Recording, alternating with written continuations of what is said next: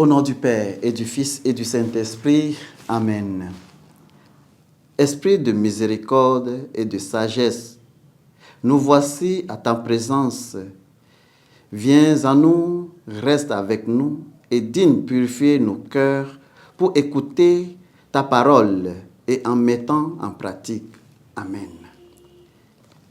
Évangile de Jésus-Christ selon saint Matthieu.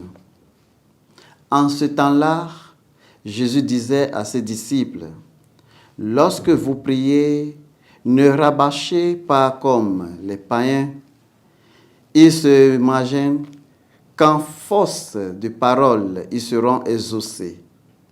Ne les imitez donc pas, car votre Père sait de quoi vous avez besoin avant même que vous l'ayez demandé. Vous donc priez ainsi. Notre Père qui est aux cieux, que ton nom soit sanctifié, que ton règne vienne, que ta volonté soit faite sur la terre comme au ciel. Donne-nous aujourd'hui notre pain de ce jour. Remettons-nous dettes, comme nous-mêmes nous remettons leurs dettes à nos débiteurs. Et ne nous laissez pas entrer en tentation, mais délivre-nous du mal. Car si vous pardonnez aux hommes leurs fautes, votre Père céleste vous pardonnera aussi. Mais si vous ne pardonnez pas aux hommes, votre Père non plus ne pardonnera pas vos fautes. Acclamons la parole de Dieu. Bien-aimés du Seigneur, loué soit Jésus-Christ. Dois-je pardonner à tout le monde pour que Dieu me pardonne?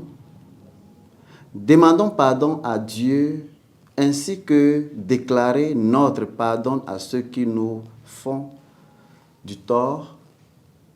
Ce que le Christ nous enseigne ici, c'est que le pardon est conditionnel, mais seulement dans un sens très spécifique.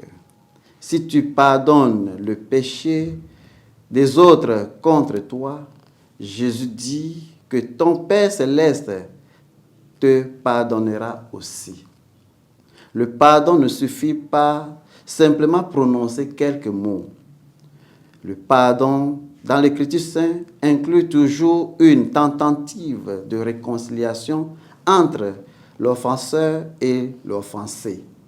Même si la réconciliation n'est pas réalisée, nous pouvons toujours pardonner. Nous devons prier avec ardeur pour avoir un cœur qui pardonne. Au nom du Père et du Fils et du Saint-Esprit. Amen.